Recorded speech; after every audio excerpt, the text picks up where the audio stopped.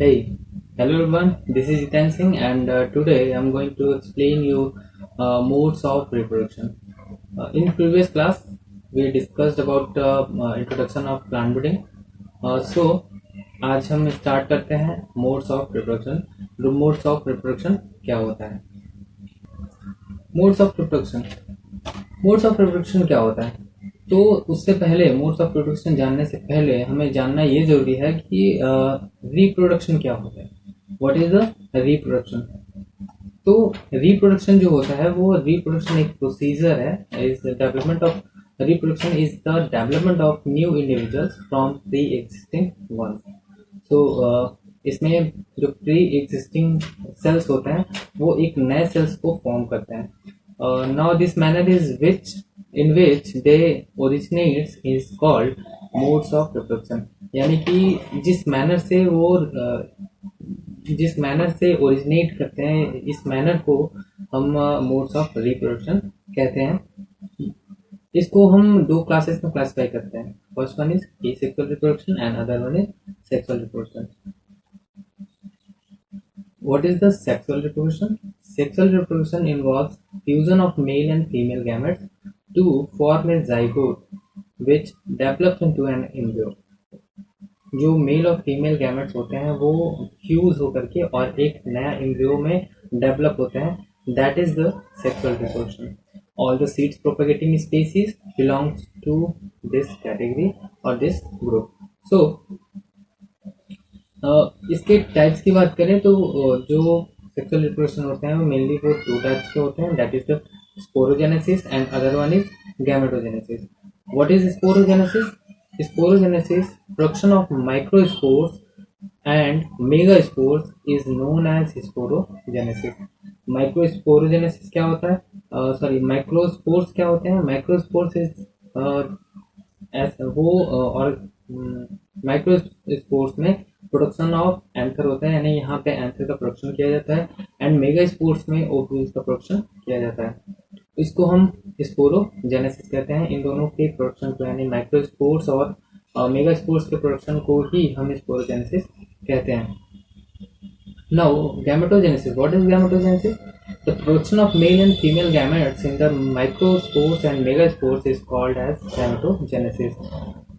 जो प्रोडक्शन होता है मेल और फीमेल गैमेट्स का माइक्रोस्पोर और मेगास्पोर में उसको ही हम गैमेटोजेनेसिस कहते हैं. यानी कि हम यूँ कह सकते हैं कि गैमेट्स का जो प्रोडक्शन होता है that is the gametogenesis.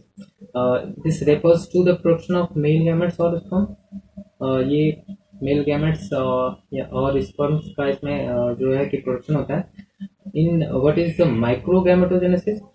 Gametogenesis को ही हम दो पार्ट्स में डिवाइड करते हैं. एक होता है micro gametogenesis and other one is macro mega gametogenesis. Micro gametogenesis में क्या होता है कि प्रोडक्शन ऑफ मेल गैमेट्स और sperms, the pollen along with the pollen tube process a pair of sperm nuclei is called microgametophyte. The pollen tubes enter the embryo sac through micropill and discharges the two sperm nuclei. ये जो production of gametes होते हैं या फिर sperm जो होते हैं वो पॉलन ट्यूब्स के थ्रू वो एंटर करते हैं एम्ब्रियो सैक में और वहाँ पे माइक्रोफिल्स और डिस्चार्ज करते हैं जिसको स्पर्म और न्यूक्लियाई कहते हैं और उसको डिस्चार्ज करते हैं. देन वहाँ से एम्ब्रियो सैक में जाकर के उनका डेवलपमेंट होता है. Mega gametogenesis. The development of embryo sac from a megaspore is known as mega gametogenesis. So what is fertilization? Fertilization, the fusion of one of the two sperms with the egg cell producing a diploid zygote is known as fertilization.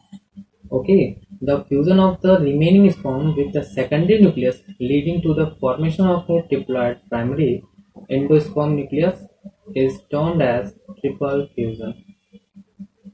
Now other one is asexual reproduction. What is asexual reproduction? Multiplication of plants without the fusion of male and female gametes is known as asexual reproduction. हम इसको यूँ समझ सकते हैं कि यहाँ पे mail और फीमेल गैमेट्स का इन्वॉल्वमेंट नहीं होता है। यहाँ पे सिर्फ प्लांट्स के जो पार्ट्स होते हैं उससे हम क्या एक प्रोडक्शन होता है, या फिर अगर इन्वॉल्वमेंट होता है तो उनके गैमेट्स का फ्यूजन नहीं होता है। तो इस तरीके से जो रिप्रोडक्शन होता है that is the asexual reproduction. The new individuals may develop it either from vegetative parts of the plant, or they may arise from embryos that develop without fertilization. Okay, if the plants develop from individuals and develop from vegetative part, that is also known as vegetative reproduction. And when the embryo development occurs without fertilization, that is the apomixis. So what is vegetative reproduction? Vegetative reproduction refers to multiplication of plants by means of various vegetative plant parts. Means या इस तरीके के जो vegetative reproduction होता है, ऐसे में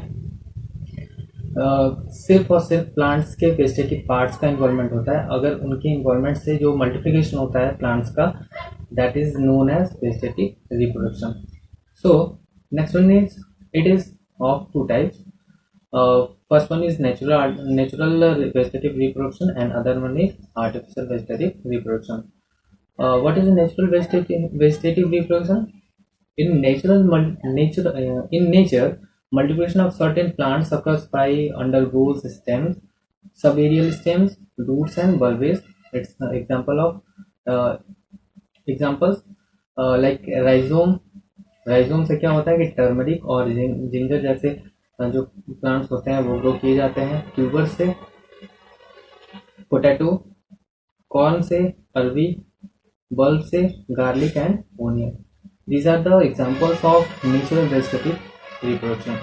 Now the next one is artificial vegetative reproduction. What is artificial? Multiplication of plants by vegetative parts through artificial method is known as artificial vegetative reproduction. Such reproduction occurs by cutting of stem and roots and by layering and grafting. Example of artificial vegetative reproduction is stem cutting and other one is root cutting. By stem cutting, sugar cane and grapes and rose, इन तीनों में जो होता है इसमें reproduction होता है, vegetative reproduction होता है, वो स्टेम कटिंग के थ्रू होता है। एंड रूट कटिंग के थ्रू स्वीट पोटैटो, सिट्रस में रूट कटिंग की वजह से वेजिटेटिव रिप्रोडक्शन होता है। After that apomixis. What is apomixis? Apomixis refers to the development of seed without sexual fusion or fertilization. यानी कि यहाँ पे सेक्सुअल फ्यूजन नहीं होता है, या फिर इसमें कह सकते हैं कि यहाँ फर्टिलाइजेशन नहीं होता है, लेकिन यहाँ पे सीड का डेवलपमेंट होता है। Reproduction in some species occurs only by apomixis.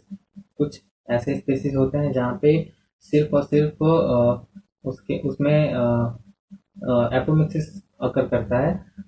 इस तरीके के जो एपोमिक्सिस होते हैं termed as obligate apomixis, and if sexual reproduction also occurs, that is known as facultative apomixis.